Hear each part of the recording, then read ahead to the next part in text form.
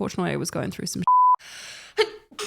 Yogurtgate, Toiletgate, lots of gates going on here in chess, lots of scandals, lots of dramas. I thought I would take you through some chess history all the way from 1935 to 2006 and talk about some of the craziest chess scandals of the World Chess Championships. We're going to be starting with none other than Alexander Alekhine, or Alexander Alekhine. Alekhine was a Russian and French chess grandmaster and the 4th world chess champion. He got his title in 1929 after beating Jose Raul Capablanca, a grandmaster from Cuba, and he held onto the title until 1935 when he lost against Dutch grandmaster Max Euwe. Now, what was scandalous about the 1935 World Chess Championship match? Well, there has been much discussion about whether or not Alekhine was drunk. We also know that Alekhine was a big cat guy.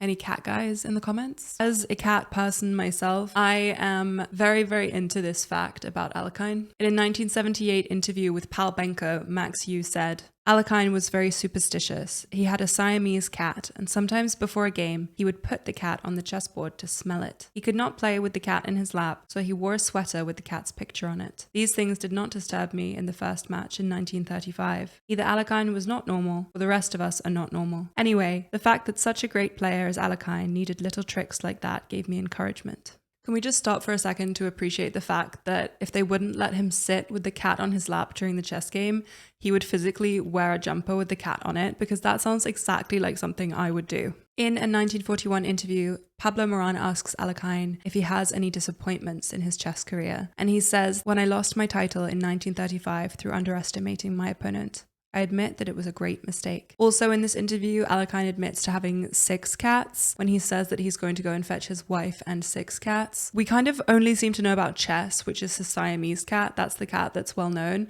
but he definitely had multiple cats. He's a very relatable man in that sense, and that sense specifically. I wanted to share this comic. It's from the 1935 World Chess Championship match, and translating it, it says, "At the most exciting moment, in the most exciting game of the exciting Euwe-Alekhine match, Mr. Alekhine, the cat litter boy, is asking if they can take the tray out." As in, they're interrupting the match about Alekhine's cat, because obviously that's a much bigger deal than even the most exciting point in the World Chess Championship game. All of this cat drama is actually very wholesome and didn't seem to bother Max Euwe at all. But there is the matter of Alekhine's drinking habit. In the 1978 interview between Benko and Euwe, Benko asked, "I've heard many rumors that Alekhine was drinking heavily during the match and was behaving strangely sometimes. Can you comment?" To which Euwe replied, "I don't think he was drinking more than he usually did. Actually, Alekhine's walk was not steady because he did not see well, but did not like to wear glasses. So many people thought he was drunk because of the way he walked." Like, thinking about it, I think that probably most of these guys were drinking more than we drink now. I mean, in that interview, Euwe states that all of the alcohol at Alekhine's hotel is free because he's the guest of honor. I think that there was probably an amount of drinking going on that will not be happening in the 2024 World Chess Championship. To round off this section about the 1935 World Chess Championship, in the same year, Alekhine was on his way to play in the Chess Olympiad. When Alekhine was stopped at the Polish-German border, he said, "I am Alekhine, chess champion of the world. This is my cat. Her name is Chess. I need no passport." It is disputed as to whether or not he was arrested after this. By the time he actually made it to the Olympiad, it is claimed that Alekhine came to the tournament and went through most of the games in a state of mild inebriation. I think when we hear stories about the past like this, we don't think of them as being that bizarre. But imagine if Ding Liren showed up at the World Chess Championship wasted with like 3 cats in tow. I promise you this would be front page news. Moving on to perhaps our most well-known World Chess Championship diva, Robert James Fischer. 11th World Chess Champion and American Grandmaster, Bobby Fischer played against Boris Spassky in 1972 for the title of World Chess Champion. Now, Fischer did win this, becoming the 11th World Chess Champion, and it was a very, very big match for Cold War tensions, given that Fischer was an American and Spassky was playing for the Soviet Union. The Soviets had dominated the World Chess Champion title for the past 24 years straight, and so for Bobby Fischer to win this would be beating the Russians at their own game. At the time, Bobby Fischer was 29 and had already semi-retired and come back to chess multiple times. Fischer made many demands in the run-up to and during the 1972 match. Fischer didn't really want to play the match in Iceland, in Reykjavik, which is where it was played, and so when he found out that this was the location, he insisted they increase the prize fund. In the book Endgame, Frank Brady says, although money was the focal point of the controversy, it wasn't just about the dollars. It was about Bobby getting his way. Fischer's financial demands were poorly received by international press, with German and English newspapers referring to him as the most ill-mannered, temperamental, and neurotic brat to ever have been reared in Brooklyn, and saying that he had dragged chess down to the level of a wrestling match. Fischer was also highly paranoid about wiretaps. I mean, so were his team. They were convinced that people were listening to their phone calls, and he was just highly suspicious of both the Icelandic organizers and the Soviet delegation. Fischer did not show up for the opening ceremony, and so the match was postponed for 2 days. Fischer received a call from James Derrick Slater, a millionaire who was willing to double the prize fund on the condition that Fischer goes and plays the match. It's thought that this phone call and the phone call from Henry Kissinger, national security advisor to President Richard Nixon of the United States, were the things that convinced Fischer to actually play the match in Iceland. Even after arriving in Iceland, Fischer actually sent his second to go to the drawing of colours, which really bothered Boris Spassky, who was there in person, obviously, because why wouldn't you go to the drawing of colours for the World Chess Championship match? Spassky was very mad, and he wrote that they were full with indignation of Fischer's behaviour. The Soviet delegation insisted that Fischer apologise, that FIDE reprimand him, and that Max Yu, the same Max Yu that we were speaking about earlier, who was president of the International Chess Federation at this time, apologise for breaking laws, basically FIDE laws, for postponing the match, which he wasn't supposed to do. Thankfully, all of these demands were met and the match went on, even though Fischer was 20 minutes late when they finally got round to drawing the colours. When Fischer went to see the playing hall before the first game, he complained about everything from lighting to cameras to chairs to the size of the chess pieces to the material the chessboard was made of, because for some reason it was made of stone instead of wood. And basically the organisers got to changing all of that as quickly as possible because they really didn't want any more delays. They even flew in a special chair for Bobby Fischer, which was a replica of one he'd used before, because the chairs they had weren't good enough. After losing the first game, Fischer did not show up for the second game because he was not happy with the circumstances under which the games were being played. He insisted that they change the lighting, that they get rid of the cameras, and basically by the time they had agreed to this, his clock had already been started and he was already late for the game. And so Fischer insisted that they restart the clock so that they could start the game again under the correct conditions, which was how he saw it. However, they said there had to be a limit to things. They refused to start the clock, and Fischer defaulted the game. He didn't show up and didn't play. When they declared that Fischer had officially lost the second game by default, he did want to leave Iceland. He didn't want to play anymore. His team convinced him to stay, thankfully. Dr. Max Yu sent a letter to Fischer basically saying that if he went on to default round 3 and 4, he would lose the match. He wouldn't be able to continue playing, and that Spassky would be the winner. Fischer's team essentially pleaded with Spassky directly that they could play the next game in a back room, which I think was usually used for table tennis, with no cameras. They just had one CCTV camera. Spassky complied. He just wanted to play the match. He didn't want to win by default, which is very honorable considering he was under an extreme amount of political pressure to win this match. Going back to the Cold War situation at the time, Fischer was not under the same political pressure. Fischer didn't really have anything to lose other than his own ego. And in fact, Fischer would have lost the entire match if Spassky hadn't been so accommodating. After Fischer won game 3, clearly he got some confidence back after losing the first 2 games, and play resumed on the stage. Fischer won the match 12.5 to 8.5 and became the 11th World Chess Champion. Fischer didn't like that the World Chess Championship format at the time incentivized the winner to play for draws when they already had a lead. Playing for draws and edging closer and closer to the 12.5 points needed meant that you didn't have to play for a win. And Fischer essentially always played for a win. This is something he's famous for. He thought that this was not really in the spirit of chess. FIDE were like kind of in agreement, and they agreed to compromise on a change in format, but basically Fischer's format that he proposed could have gone on indefinitely. So they decided that just wasn't practical, and Fischer, being Fischer, was not willing to compromise. When Fischer refused to defend his title, Karpov was named World Chess Champion by default. Speaking of Karpov, I want to talk to you about the Viktor Korchnoi Anatoly Karpov matches of 1978 and 1981. Viktor Korchnoi was a Soviet and Swiss grandmaster who is considered to be one of the strongest chess players ever to never be a world champion. What I mean by Soviet and Swiss is I mean he was born in the Soviet Union and then defected to the West. This will be important information for later. We will, of course, start with the 1978 match, which was full of controversies from like X-ray glasses to hypnotism to yogurt. It's wild, okay?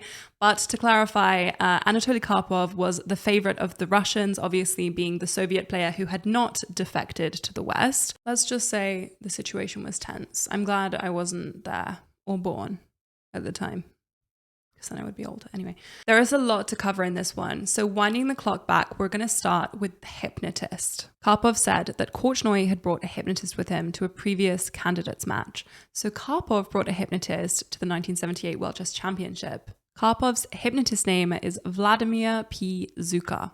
Okay, Mr. Zuka. It's safe to say that Korchnoi's team was not a fan of Mr. Zuka, where he sat in the audience, his general presence, his role on Karpov's team. And so what did they do? Of course, they complained about him to the organizers. Did we learn nothing from the Bobby Fischer match? On the morning of Game 8 of the World Chess Championship, the organizers agreed that Korchnoi had been disturbed by Mr. Zuka and that if it were to happen again, Mr. Zuka would be removed from the audience. People like to say that Korchnoi wore mirrored glasses to deflect the gaze of the hypnotist, but I'm not sure that this is the reason why.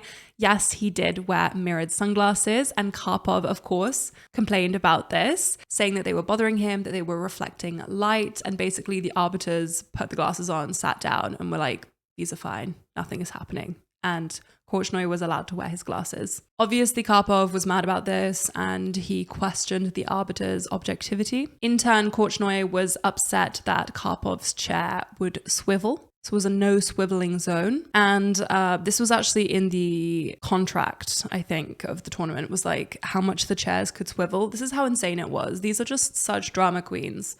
Like, let's be real. To clarify, Korchnoi had brought his own chair with him, and Karpov was obviously upset that he wasn't using a standard chair, and he insisted that they send Korchnoi's chair to the local hospital to have it x-rayed and checked that he wasn't, hiding anything in it. Obviously, Karpov said that he would stop swiveling in his chair if Korchnoi took off his glasses, but actually the arbiters ruled in favor of Korchnoi and said that Karpov was not allowed to swivel in his chair and he was not allowed to stand behind his chair either. Moving on to what is fondly known as Yogurt-gate, Karpov would receive yogurts from his team during the match. Of course, Korchnoi's team complained about said yogurts, saying that the color or flavor of the yogurt could indicate something about the position on the board.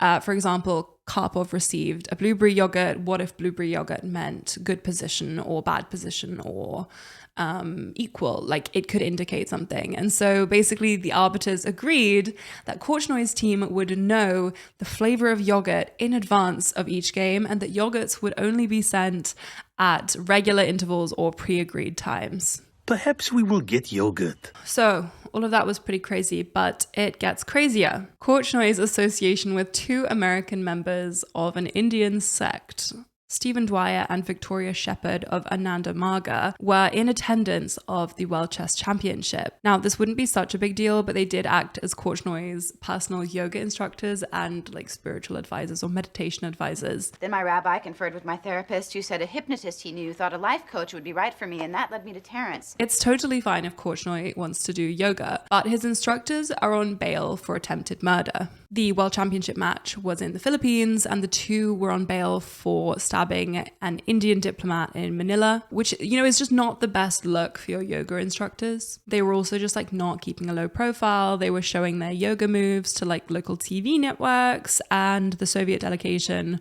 were not happy about it, and the two were actually banned from the playing hall. Karpov said that if they did not leave the playing hall, he would refuse to continue playing the match. I guess by the time of game 32, we had had all of these problems, all of these complaints, and a fair amount of chess drama.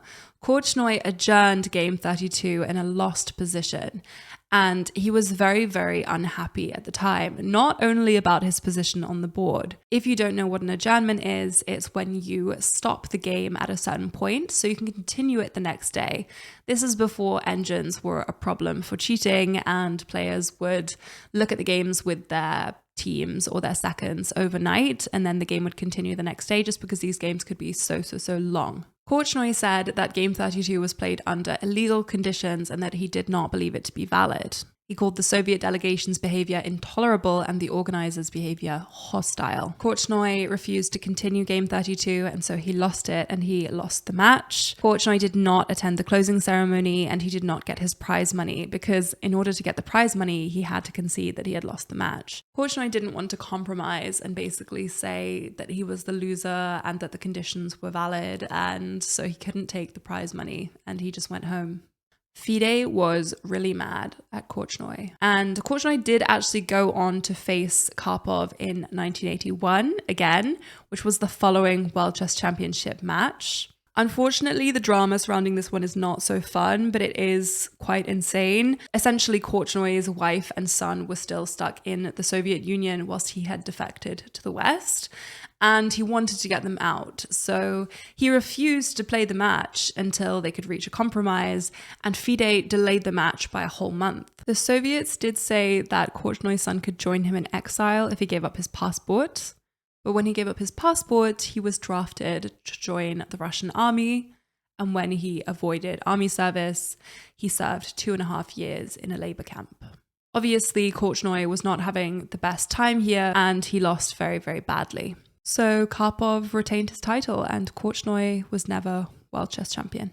Let's fast forward all the way to 2006. Vladimir Kramnik. Is this a name you're familiar with? If you're on Twitter, maybe it is. Vladimir Kramnik is a Russian grandmaster. Kramnik held the title of Classical World Chess Champion from 2002 to 2006, and the title of Undisputed World Chess Champion from 2006 to 2007. We can consider him as the 14th World Chess Champion. You may know him as the guy that accuses people of cheating on Twitter. So just to clear what I mean about Classical World Chess Champion and Undisputed World Chess Champion, in the year 1993, Garry Kasparov and Nigel decided that they wanted to break away from FIDE and make their own World Chess Championship. This was the title of Classical World Chess Champion. So from 1993 to 2006, there were 2 World Chess Champions, and it was essentially in dispute all the time of like who was the best. In 2006, Vladimir Kramnik played against Veselin Topalov for the title of Undisputed World Chess Champion. Sorry if it's Topalov or Topalov, I don't know which one it is. At the time of the match, Topalov held the title of FIDE World Chess Champion,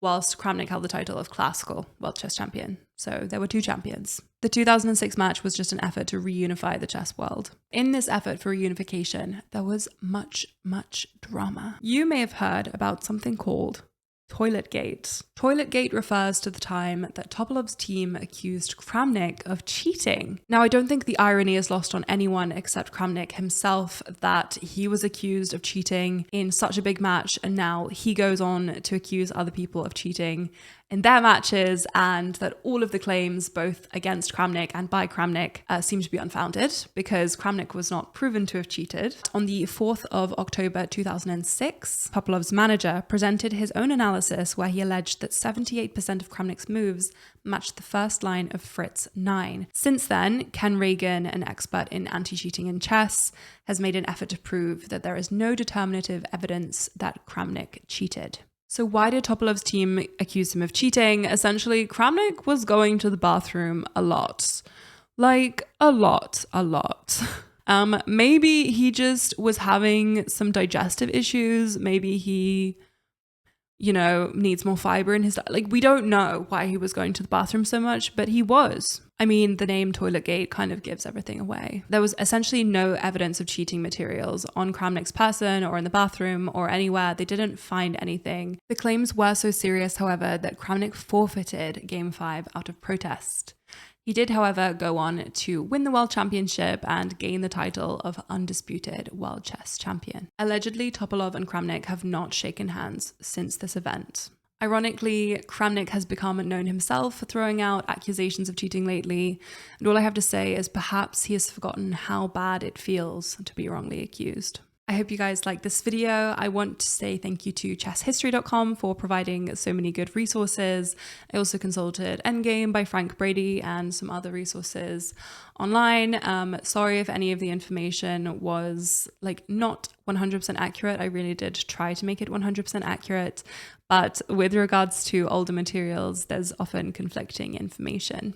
I hope we don't see any scandals like any of these between Ding and Gukesh. And please let me know in the comments down below who you are rooting for to win the 2024 World Chess Championship. Please give this video a thumbs up and subscribe if you haven't already, and I will see you in my next video. Bye guys.